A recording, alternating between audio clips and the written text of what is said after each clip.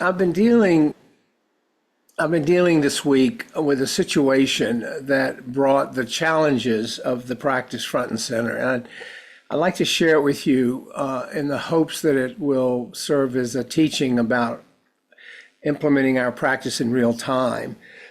Some of you know this already, but many of you know the importance of dogs, all dogs, and my dogs as a source of tremendous joy in my life. And this has been the case since I was a small child, really a source of comfort growing up. And, to be perfectly honest, the human dog connection is so pure and so uncomplicated that it is, for me, a welcome refuge at times from the challenges of human interaction. I have now two adult female golden retrievers, 9 and 10. Both are rescues from puppy mills where they were breeding stock, bred constantly. And the younger one, whose name is Kima, we got her 3 years ago at the age of 6. She's 9 now, is really bonded with me more than any dog I've owned, as though she knows that I rescued her from a life of misery and suffering. And I named her, Kima is the name of the first nun that the Buddha ordained in his Sangha. Quick aside, my younger son Luke said to me at one point, "Dad, I'm sure glad you weren't into that Buddha stuff when I was born. Who knows what kind of name you would have given me." So he got spared a Buddhist name since I wasn't doing it then. But anyway, she's constantly by my side when I'm home. She cries when I'm away. She's always at my feet when I meditate, when I teach. She's just a very special young lady. Let me get this fixed here 1 second. Okay. Oh, shoot. Here we go.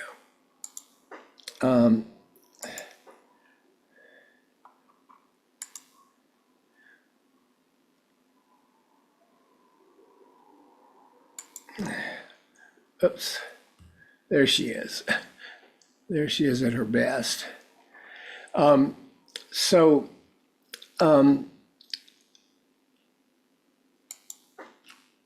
anyway,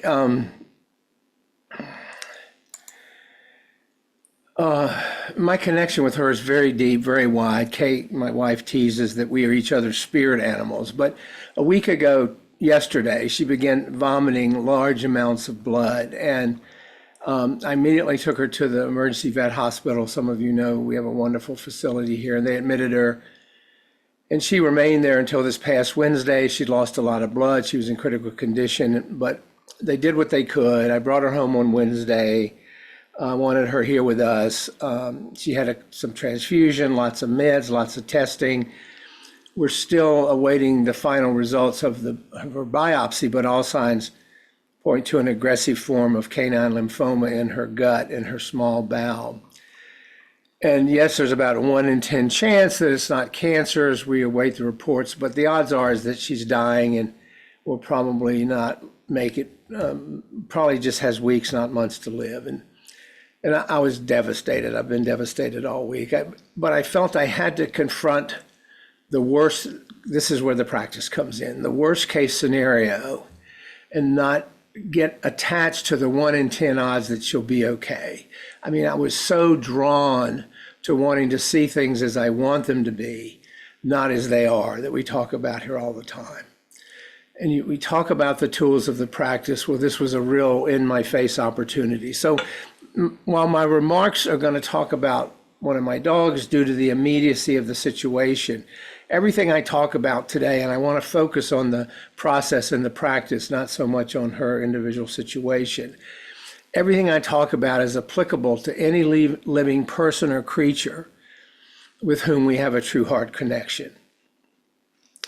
How do we not get attached to such wonderful and amazing creatures as our dogs and our other pets? I mean, how do we not wish for impermanence for them in our lives?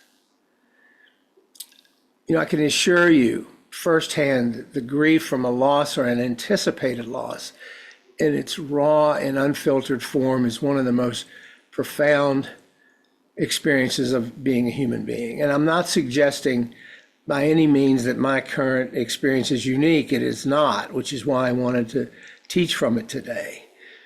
But when a beloved dog, a companion whose presence often feels like an extension of one's own heart, receives a terrible diagnosis, the waves of acute grief can just feel overwhelming. And that's what I've been trying to sit with skillfully this last week, since last Friday. The pain feels deeply personal, but it's also it's a universal experience. We all know this. If we don't know it, we will know it. It's the impermanent nature of all beings, a central teaching in Buddhism. It is one of the prices we pay for being open to all experience, as the Buddha instructed us. He said we must be open to all experience, all the pains, all the joys, all the sorrows. And in understanding and working with this grief, we turn to our practice. We turn to mindfulness, compassion, acceptance, which hopefully serve as guiding lights in navigating these emotional storms when we're hit with a loss or a potential loss. So I kept all week trying to stay mindfully present with my pain. And I've only been partially successful because again and again, and here we go, I observe myself trying to avoid it, to distract from it, with watching TV, with books, with busyness. I got totally she had thrown up blood all over the rug, and I got totally obsessed with figuring out how to get the blood out of the rug and just working crazily to do that. But it was all of that was just a way of trying to avoid it, because when I sat down to meditate, it would come in waves. It would come with lots of tears. And as we talk about every week, the Buddha taught us that all conditioned things are impermanent, and that suffering arises when we cling to what is transient. Well, we know these situations are transient. I don't know how we don't cling to them, but the suffering, yes, it's absolutely there. But most of the time when we talk about it here, it's an intellectual exercise. It's not an in-the-moment experience. And you know, dogs with their boundless joy and their unquestioning love, they become cherished members of our families, of our lives. We bond to them, yet their lives are fleeting. We know this. It's part of the deal. They're far shorter than our own, and this impermanence is starkly brought to the forefront when a likely terminal diagnosis is delivered. The grief that arises in such moments, it's natural, it's valid. And this is true for all our deep connections, because they stem from a deep connections born of love and shared experience. So to deal with this grief, we must first acknowledge its roots in attachment. We must understand that it reflects the depth of the bond we have with others, be they four-legged or two-legged. As I noted, in the face of this grief, the instinct is to resist, to suppress the pain. But the Buddha asks us to remember that healing begins when we allow ourselves to fully experience the present moment, even if it is filled with sorrow. But I don't have to tell you that the resistance to doing so is tremendous in the moment. Our mindful awareness involves sitting with our grief without judgment, without judging ourselves, observing the waves of sadness, observing the waves of anger, observing the waves of helplessness as they arise and fall in our minds. By breathing into it, by anchoring ourselves in the present, we try to create a space to honor those emotions without judging them, without being overwhelmed by them. We learn to just watch the grief. We try to learn to watch the grief as it comes in waves. We examine its components, bringing curiosity to the experience. Now, in no way, as you know, does this eliminate the pain, but it does begin to transform our relationship with it. It enables a deeper, in-our-face understanding of impermanence and its role in the grieving process. Every time I sit to meditate and close my eyes, I see her face. Her presence, now that she's home, is a hallmark of acute grief. Even though my grief is anticipatory, I haven't lost her yet, and I may not lose her. There's that 10% chance we're waiting to hear. But in such moments of acute sorrow, we extend our compassion not only to the person or the critter that we're going to lose, but to ourselves. Because this information often brings feelings of guilt or helplessness. We wonder whether we could have done more to head this off. The what ifs kick in. I should have done this. What if I'd done that? What if I'd paid attention to her, whatever, or sooner? It's important to recognize that these feelings are part of the grieving process. We try to treat ourselves with the same kindness as we would a dear friend in the same situation. We speak gently to ourselves. We acknowledge we are doing everything we can to provide comfort and love to our beloved pet or person during this difficult time. And so my compassion for Kima involves, now that she's home, being present with her in her remaining days, offering her the gift of my full attention.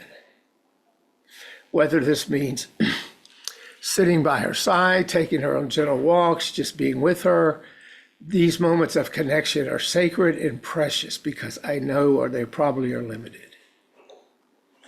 By cherishing the time we have together, I honor the bond we share, and I hope to create a foundation for healing after she's gone. But acceptance throughout this is hard. It is profoundly challenging part of grief. You know, my mind again and again resists the possible terminal diagnosis. It wants to go to that 10% chance that she's going to be fine. You know, I find myself clinging to the hope for a miracle, denying the inevitability of her illness. But the Buddha told us that resistance to what is only deepens suffering. You know, acceptance doesn't mean giving up or ceasing to care. It's a practice of opening our hearts to what is without trying to change it or knowing we can't change it. It's the recognition that life and death are part of the same continuum. That every being, no matter how beloved, is subject to the same laws of impermanence. Being hit in the face with this past week, I don't like it, believe me, as much as I have to embrace it. It has just brought the whole issue of impermanence to about everything and everyone I love right up in my face. But through acceptance, I'm trying to find some peace amidst this experience. Trying to let go of trying to change reality, trying to let go of imagining things could and should be different.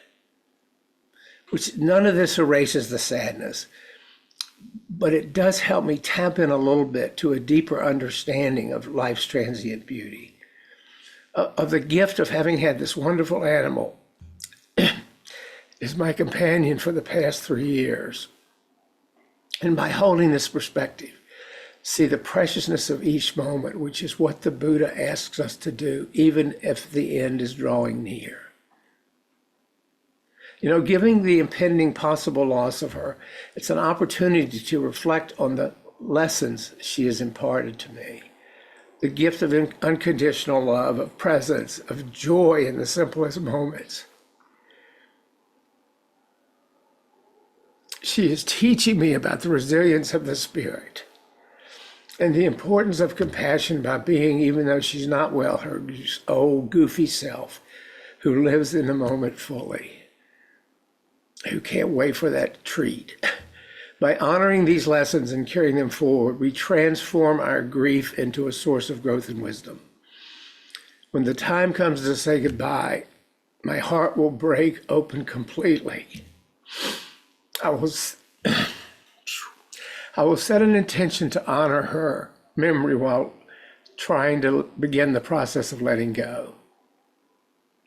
The acute grief that accompanies a terminal diagnosis of a beloved dog is a testament to the bond that we share with others.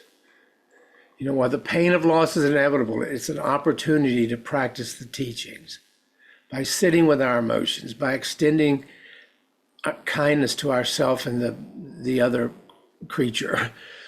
We embrace the impermanence of life. We set an intention to try to navigate this journey with grace and wisdom. And in the end, we see that the love we share transcends the boundaries of life and death. Her presence has enriched my life in countless ways, and her memory will continue to do so. So as I experienced this grief, I hope to find solace in knowing that my love has been a source of light in her life, just as she has been in mine. My gratitude for her in my life is immeasurable. My hope is that this awareness brings me peace even in my deep sorrow. So if you would please take a moment and send her some metta. Thank you.